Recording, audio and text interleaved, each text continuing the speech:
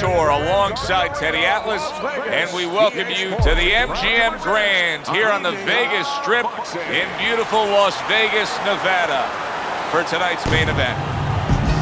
10 rounds of heavyweight action. Boy, and we expect this to be a big night of action. We spoke with both fighters yesterday. Fireworks anticipated here tonight. Let's see. Liston's making his way to the ring with a determined giddy-up in his step.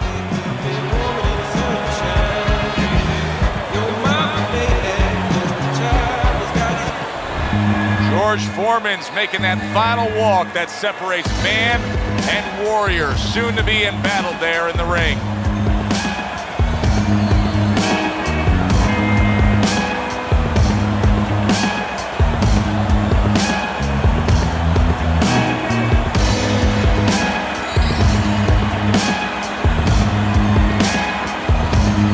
Introducing first, from St. Louis, Sonny the Big Bear Liston.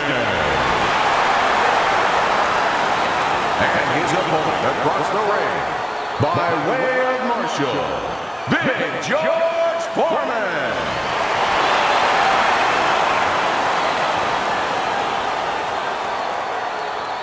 Okay, guys, we went over the rules in the dressing room. Let's touch gloves. Well, they're scheduled to spend a half an hour swapping leather. This a 10-rounder. Who do you think has to make the bigger adjustment in a matchup like this, a boxer brawler? Usually in a matchup like this, Joe, it's the brawler. It's the guy who's aggressive that has to make the adjustments, because let's face it, if things start off with the boxer using the outside and using his speed, trying to stay away, the brawler's going to be chasing after him. And at some point, if he doesn't get to him, he's going to have to figure out another strategy. Teddy, he did a smart thing right there. Just created enough space and then landed the counterpunch. Looked like the will of the wisp, the old great Willie Pep. Made him miss, made him pay.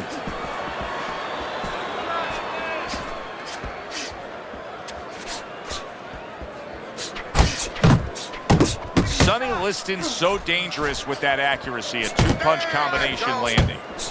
Halfway through this round here.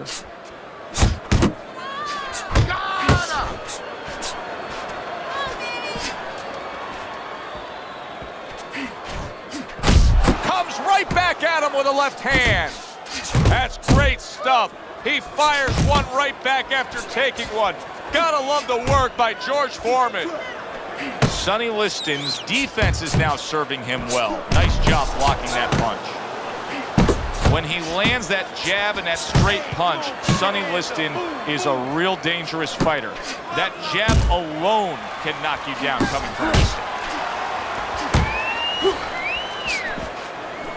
Gets rid of that effort. Targeting that 1-2. Come on now. 10 clicks of the talk. Liston's right hand did a nice job that time. That worked well for him. And now he's targeting upstairs. Foreman's defensive flaws in that last round were very, very costly. He's not doing a good enough job of simply protecting himself. No, I'm not sure that he knows how.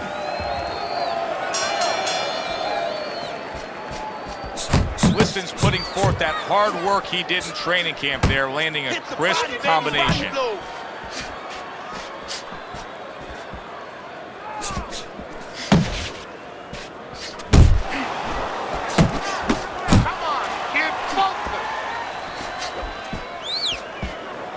Able to get away from that headshot with the block. Teddy, you get your hands on George Foreman. You can shape him any way you want. What do you want to improve with him? Well, first of all, you want to understand what you don't want to mess with. I think that's the most important thing to a good teacher, a good trainer. What not to touch. Obviously, his confidence that he can hurt you, and his ability to control distance, to be set on his feet. He knows he's a puncher. He's always set to punch. That's one good thing about him. You want to improve his technique. He leaves holes. Shorten his punches up a little bit. Cover. A lot of times after he throws a heavy punch, that heavy punch drops down. And and he leaves himself open. He doesn't cover back the way you would want to. The old timers would say, throw a punch, test hot water. Get that hand right back. Comes right back at him with a left hand. Foreman's effort has been admirable, but I don't think he's getting the results he would like to get here. He's tiring himself. Yeah, what I think's starting to happen here, Joe, we saw him throwing a lot of punches, but not real effective punches. I'm wondering now, he's ahead right now in this part of the fight, but I'm wondering if he's getting discouraged because it didn't have the effect on his opponent he wanted it to. Oh, and he's got something for him himself, and it's a left hand. Foreman's opponent landing an effective counter punch right there.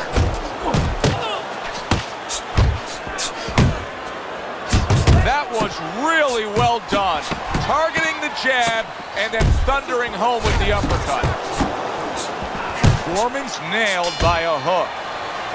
End of the round here. And as I glance around ringside and look at the judges, I'm wondering what they're writing down because that was a tough round to score. Yeah, it was. And, you know, it's the kind of round where one guy would be really smart to take a page out of the book of Sugar Ray Leonard and Marvin Hagler, where Leonard stole rounds at the end, where he just clipped off 30 seconds, and that's exactly what the judges remembered. Liston's landing a combination here. That's what he does when he's at his very best. Comes right back with some offense of his own.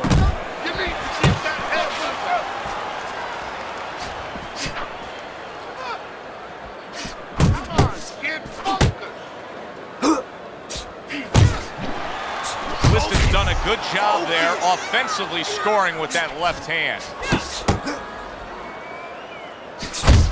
Good return fire that time.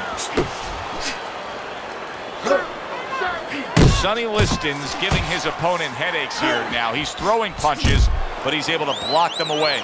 Really frustrating his opponent now, as he's so defensively sound, it doesn't make for an easy target. No, it doesn't, and it makes for a very frustrating night for his opponent. I see his opponent now, if you notice, he's getting a little tentative. He's afraid to let the punches go because when he misses, he's worried he's going to leave an opening. Good step back, counter punch there. Beautiful.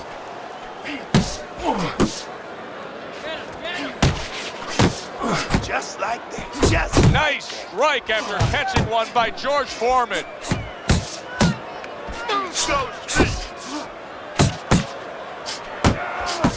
That is boxing 101. A nice, crisp combination by George Foreman. A well-placed left hand up top. He missed with that headshot. Final 10 seconds. in and out, in and out. Liston's getting himself into the mix now, landing that left hand. And that's the end of round 3. Throws the jab, parry it away, he'll catch it, okay? Got that? It's gonna happen. You've got to catch it. All right, listen, okay?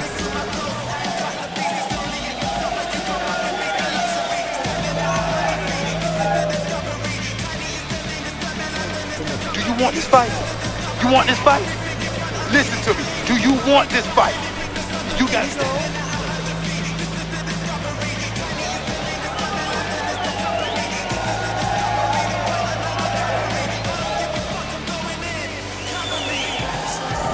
So with 3 rounds complete, we take a look at Teddy's scorecard. Liston's in control of this fight. Teddy, he's earned every round. He has. If you talk about ring generalship, you'd have to salute him. Well, I don't know if he's hip to the idea of becoming a counter-puncher, but I get the sense you'd agree with it. Yeah, definitely. I mean, he's got the perfect platform, the perfect form for it. The guy's walking in right now, not moving his head much. He can time him, he can counter him.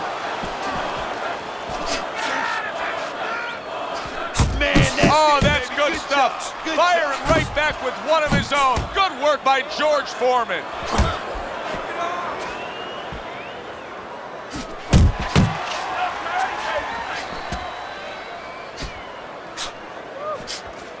George Foreman's on the receiving end of a very good counterpunch. Watch that.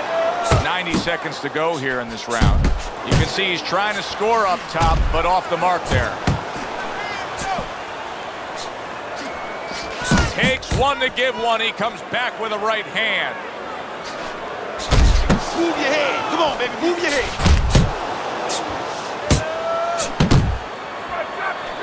Committing to the work downstairs.